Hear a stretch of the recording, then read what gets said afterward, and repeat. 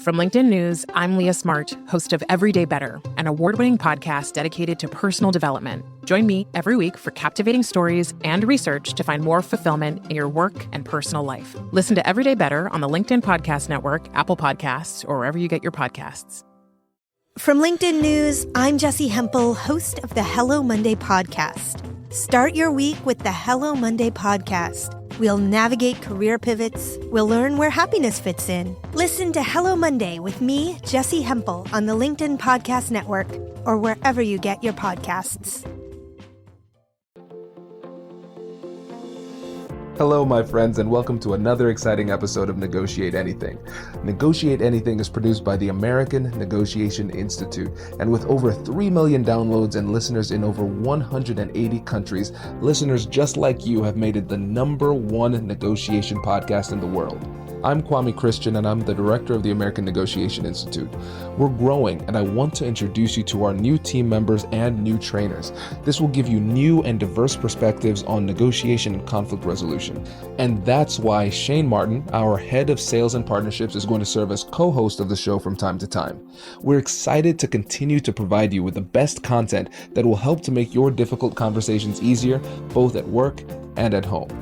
Lastly, our team conducts negotiation and conflict resolution trainings in the United States and abroad. Our trainings will give you the practical skills you need to resolve conflict, negotiate, lead, and persuade with confidence. Click the link in the description below to learn more about how we can make your difficult conversations easier. Today we're with Business Fierce founder Jill Robbins. Jill, we appreciate you so much for joining us, and thank you so much to our listeners for tuning in. The purpose of today's show is to provide you actionable insights, tips, and stories to help you become a more successful negotiator and entrepreneur. I know you're going to get a ton of value because Jill has a plethora of experience. And sneak peek, Jill is going to share why negotiations between procurement and sales sometimes fail and how you can ensure yours are successful. So Jill, please introduce yourself and maybe just briefly share what experience you have in negotiations as an entrepreneur now. Yep, absolutely. Thanks, Shane. Happy to be here and welcome everyone. Looking forward to this conversation. So Jill Robbins, I spent over 20 years in the corporate world. While being in the corporate world, I call myself kind of an entrepreneur trapped as an intrapreneur. My husband and I have run successful businesses, built them, sold them. So, there's always negotiations from a real estate perspective. But while in the corporate world, I managed people around the world. We were responsible for between 2 and 3 billion in corporate spend on the indirect side of the business. So negotiated with a lot of the top brands, technology companies, PR firms, marketing agencies. So had a lot of experience doing that.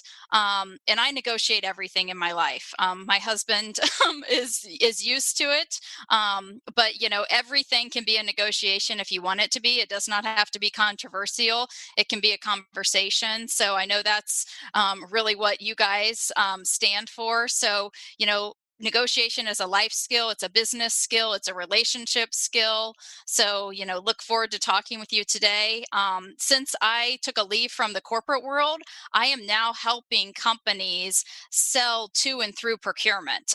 So I've been sold to by the biggest brands, negotiated with those companies, the SAPs of the world, the Oracles, the Salesforce.coms, you name it.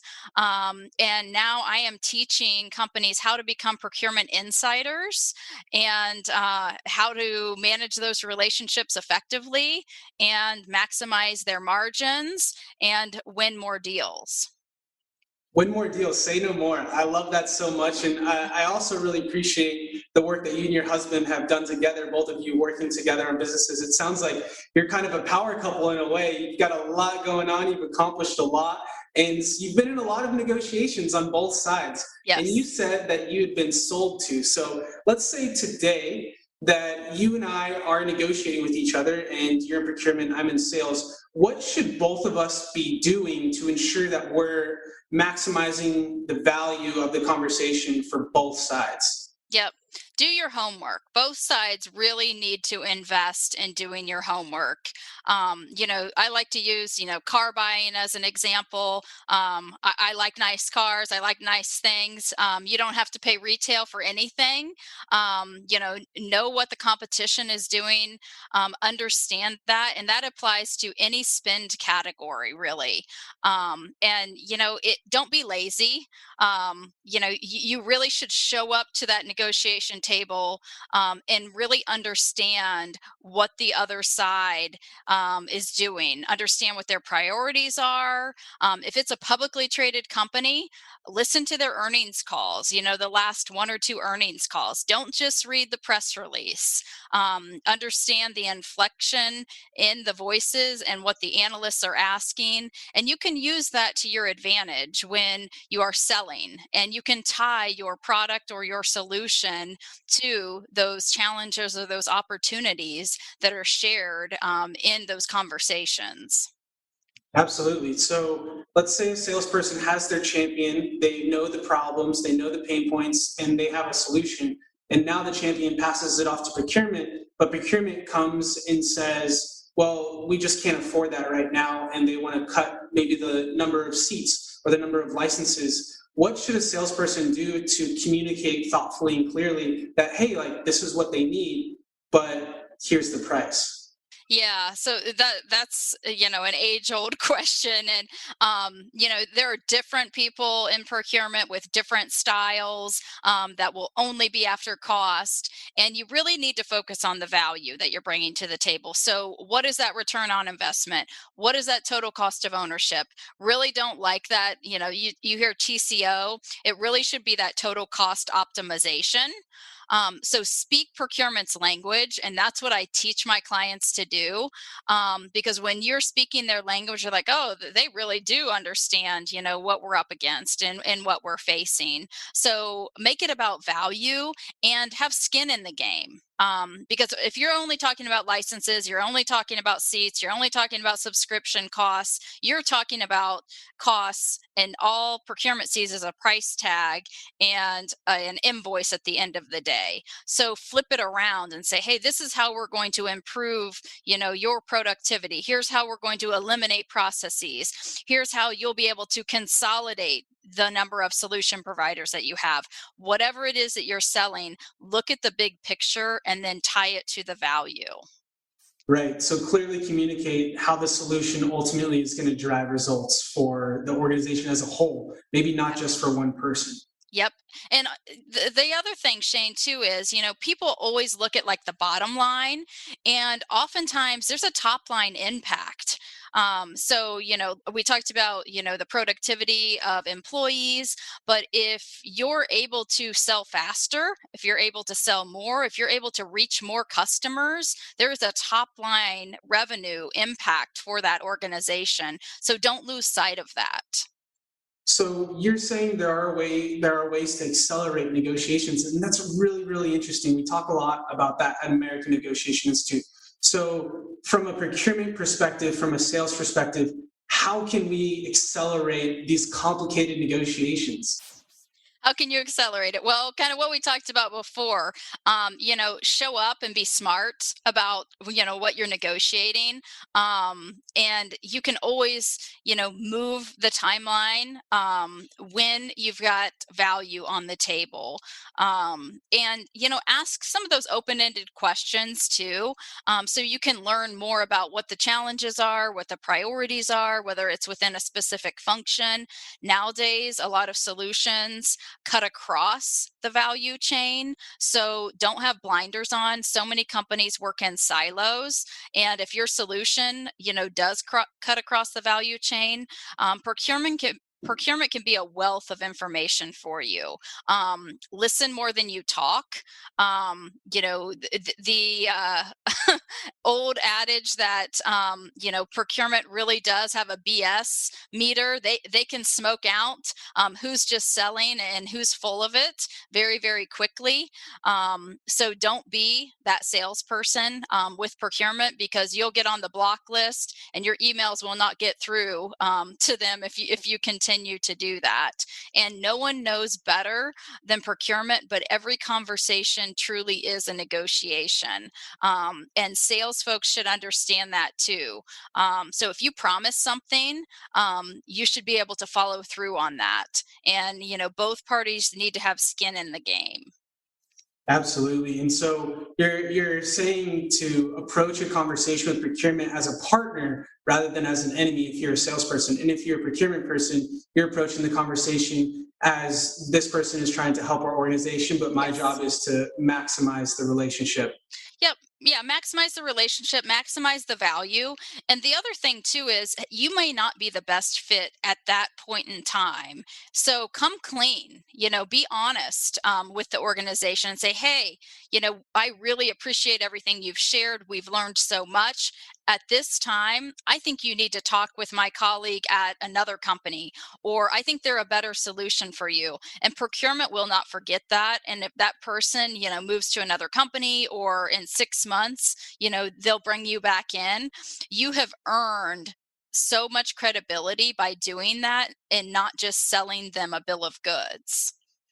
Right. And I love that you said appreciate, because there are so many studies, specifically at Harvard, where they've studied how negotiations can progress. And essentially, the studies have been oddly connected to marriage, that one of the greatest predictors of marriage success is appreciation. So you're starting out the statement by saying, I appreciate all the work that you've put into this already. And because you've done that, walls will come down, barriers will be broken down, because you're expressing gratitude for what the other person's doing. But ultimately, as a salesperson, you have a number to hit and you have a quota to hit. And so passing off deals could be to a different company or to a competitor can be a really humbling and a really challenging experience too. And I would even consider as well that, and also maybe there's a different business unit in a large organization that could use your products that maybe is working on a different project. So asking around, because you've expressed that appreciation, hey, who else do you think that we can help? I noticed a few people on LinkedIn that I looked up that have job titles of people who we're working with now. Something like that could also expand the pie in a way to maximize your impact, but also serve others within the company as well. Do you have any other tips or ideas on, like, you want to still win the deal and you want to achieve more and help more people, but maybe it's just not the right fit? Hi, I'm Katherine Kanapke, and I'm the Chief Operating Officer here at the American Negotiation Institute. Did you know our company offers completely customizable negotiation workshops? The negotiation and conflict resolution skills that your team will learn from these workshops are beneficial across all professions, but they're especially useful in procurement, purchasing, sales, sourcing, and contract management. Our calendar is filling up quickly, and we even have some workshops scheduled for next year. If you think you might want one, I'd suggest reaching out soon so you don't miss out. Check out the link in the description to learn more. Also, be sure to check out our YouTube, LinkedIn, and Instagram accounts to see our daily negotiation content. Thanks for listening. Brace the rudders! Raise the sails! Raise the sails! Captain, an unidentified ship is approaching. Over. Roger. Wait, is that an enterprise sales solution? Reach sales professionals, not professional sailors. With LinkedIn ads, you can target the right people by industry, job title, and more. We'll even give you a $100 credit on your next campaign.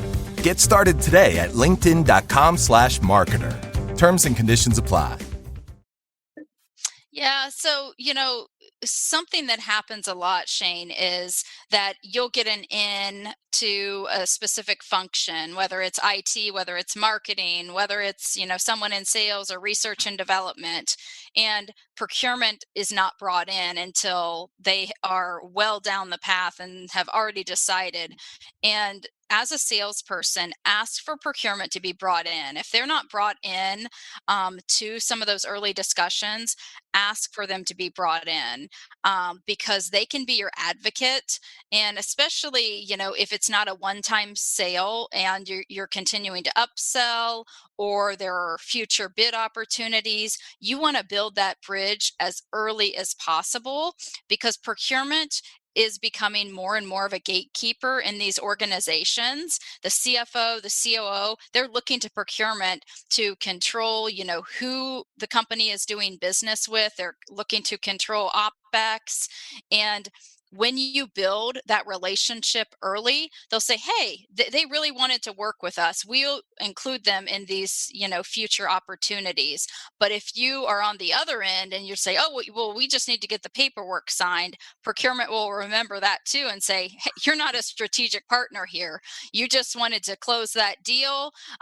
So, you may have gotten that $500,000 deal, but it could have been $5 million or it could have been $10 million. So don't make that fatal mistake. Even if your chief revenue officer is saying, get the deal done, go around procurement. I coach my clients all the time. That is the worst thing you can do. And my clients can attest to, the approach that I take and what I've taught them. Some of my clients, they have never had more business in the last 9 months. And it's, part of it is the coaching and the training that I've provided, but a lot of it is just working with procurement, right? And understanding how to speak their language, and not treating them like they're tactical. Procurement is very strategic. They see across the value chain. So give them the credit that they deserve.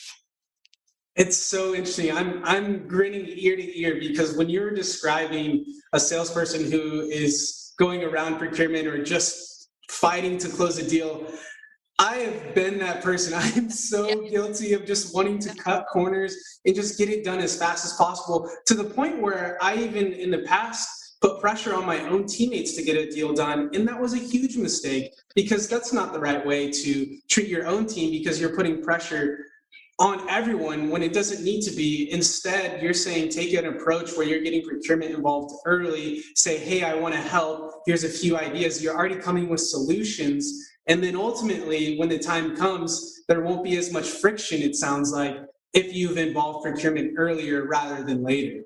Absolutely. And you want to be that trusted advisor, because procurement, they like to test ideas. Hey, how would you approach this?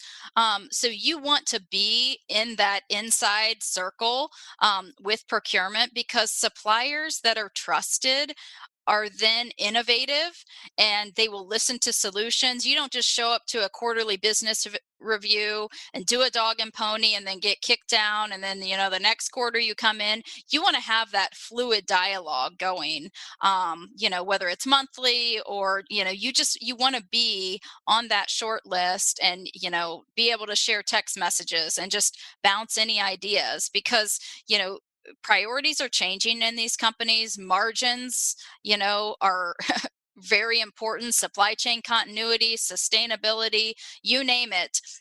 Those priorities are constantly, changing, and procurement is at the forefront of knowing when and how to manage those. Because procurement has eyes, they can see the whole organization. They have information that other people within the organization don't. And that is exactly why I think now more than ever, procurement is so important, especially if we look back to last year in March, when companies were suddenly trying to cut costs. Who did they go to? Procurement. They had to. Yeah.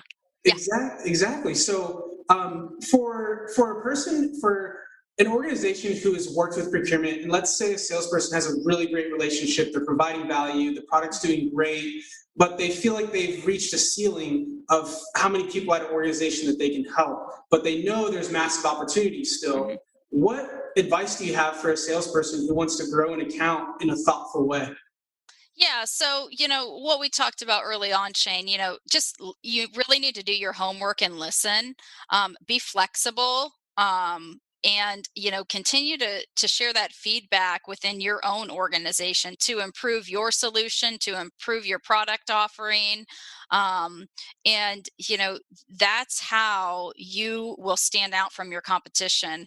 That the digital transformation is going to be continuing to be a focus.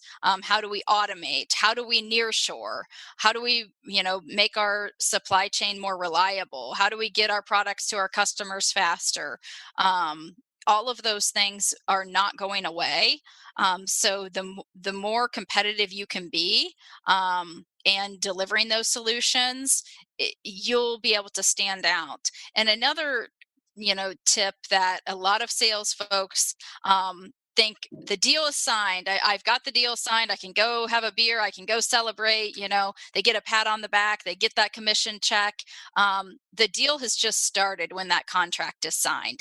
Do not walk away. Do not celebrate, because you're putting all of your eggs in that basket, and it's like, hey, you really need to perform after that deal is signed. So be vested. Once that contract is signed, don't just walk away, because you need to have the right KPIs in place. And that's something that a lot of sales folks, they think, oh, well, we've got this contract template, or our client has this contract template. But ask, hey, what's important to you? How do you measure success? And how do you want to be measured? Because both parties need to have that vested interest, and like I said, that skin in the game. So be thoughtful about that and manage that proactively. Don't be reactive and just show up quarterly and say, hey, we checked all these boxes, when that may not be the case. So like I said, be vested, be present, and show that you care. Absolutely. And one way to show that you care that I think is quick, easy, but also thoughtful is on LinkedIn. You can send a 20-second voice memo through a DM where it says, hey, Jill, was just thinking about you because I read an article last week that mentioned exactly what we talked about a few months ago. Staying top of mind, staying thoughtful, and then sending an article. It takes less than 45 seconds. And you're fostering that relationship, you're being thoughtful, you're being honest. And you talked about performance. And one thing that has been so interesting the last couple of years is how much more training it seems like salespeople have versus procurement. Yeah. Why is procurement negotiation training important? Well, procurement has on-the-job training all the time with negotiation, but vesting in formal training definitely is important. But I will say, after being in a global procurement supply chain role, Lean Six Sigma roles, the toughest negotiations are internal. So you are getting on-the-job training all the time. I would negotiate with a supplier any day. Anyone on my team would welcome a negotiation with a supplier. Those internal negotiations, those competing priorities, those politics, the bureaucracy that exists. So don't forget, when you are working with procurement, you are one of 100 or thousands of suppliers that they're managing or that are knocking on their door trying to win their business and their attention. There is only so much time they're willing to give, and the lines are blurred even more, after COVID, because people are working from home. But formal negotiation training absolutely is important. But it's a skill that is polished over time, but it's one that they are practicing day in and day out. Every time they respond to an email, every time they're having an interaction with their boss, every time they're talking with a chief marketing officer. So don't forget that there's a lot you can learn from procurement, and procurement loves to share stories. So just be willing to actively listen to those folks that you're working with. Absolutely. And so you're saying, as much as taking care of the client and negotiating with procurement is important, also taking care of your own people is just as important as well. The people who have your back, are on your team, supporting you, giving resources and things like that. Even more important, I would say. Yeah, because if your team's not happy, then your livelihood is at stake.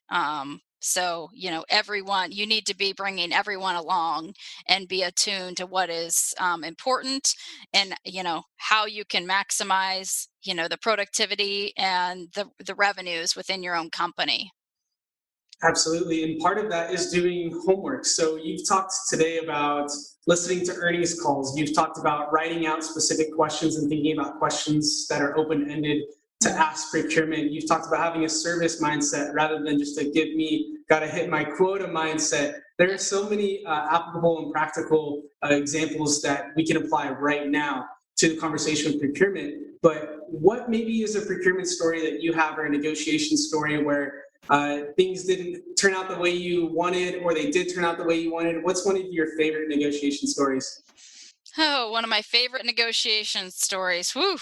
Um, you know, the hardest ones are typically with strategic consulting firms when executives say, this is who we're going to work with. Don't care what the price is. They've already, said they've given away the farm. There is zero leverage whatsoever.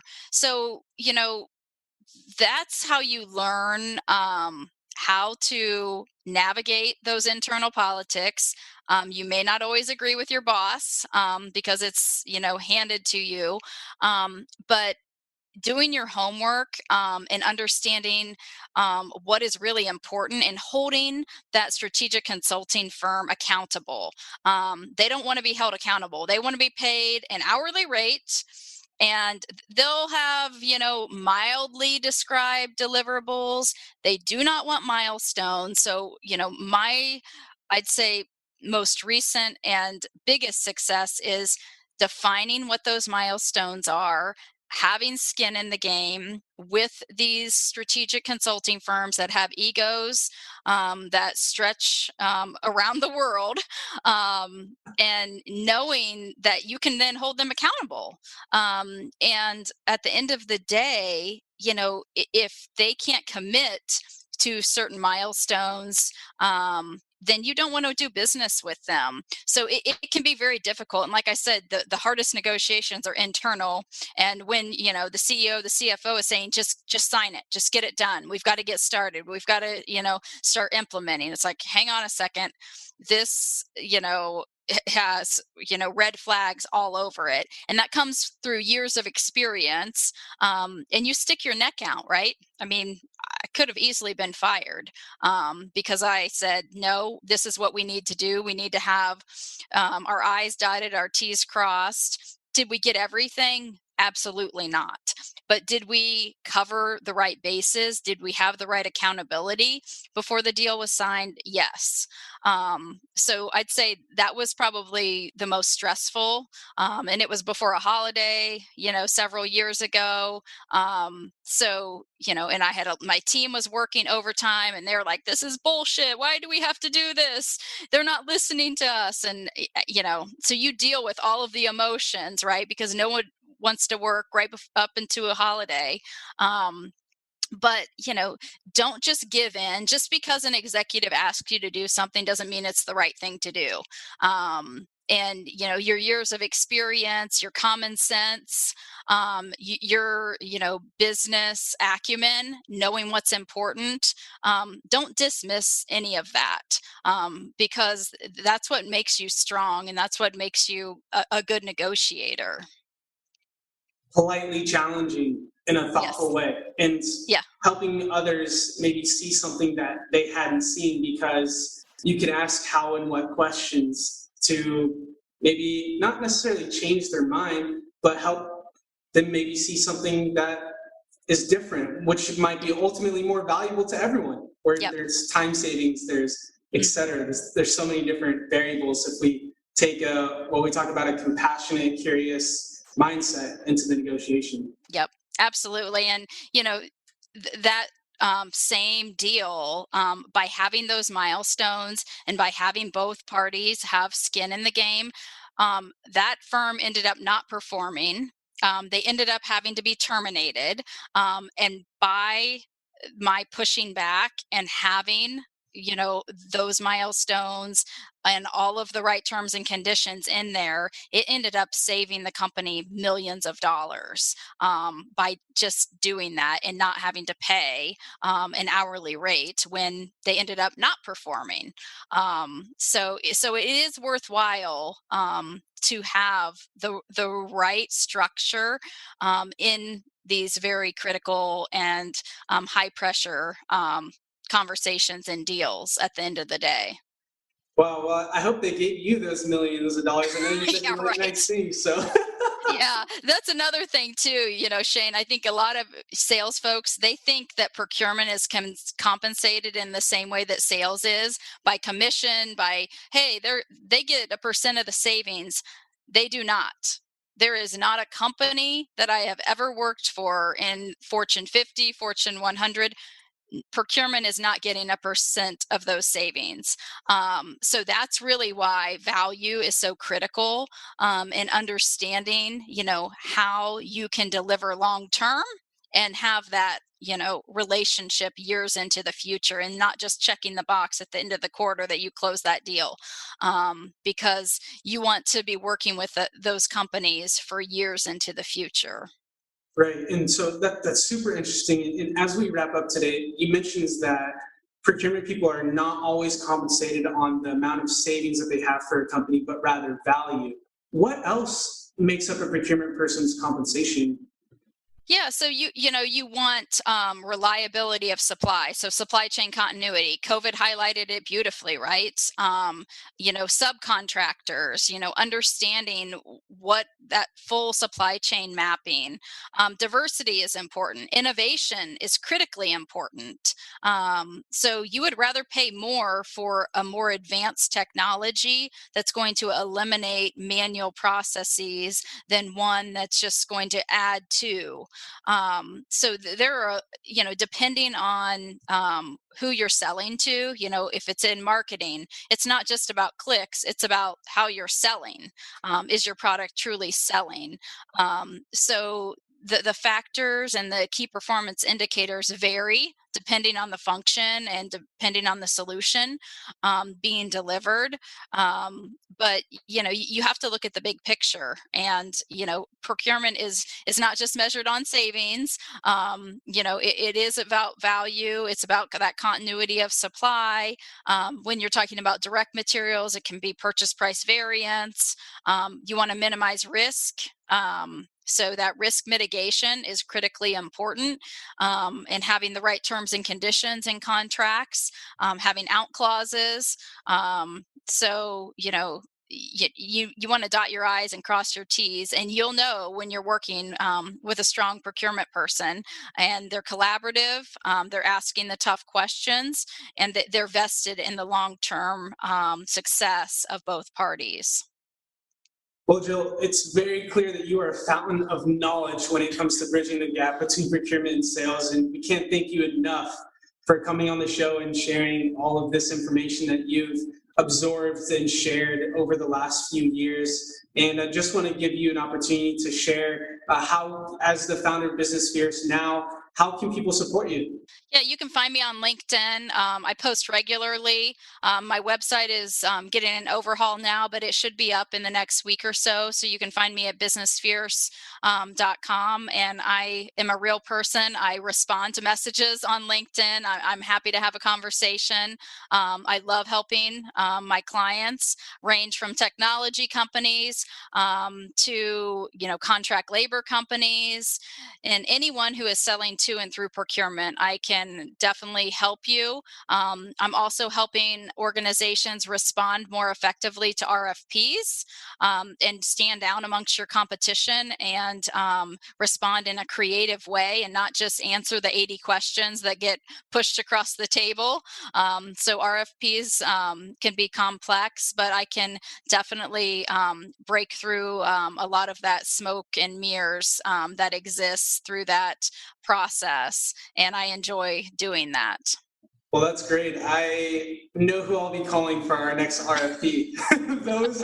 those can be a lot of fun. They can also be very challenging as well. So I encourage everyone to go to businessfierce.com and check out Jill's new website, and also share your feedback and comments on what you liked about today's show. Jill Robbins, founder of Business Fierce, pleasure to have you. And thank you so much for coming on the show.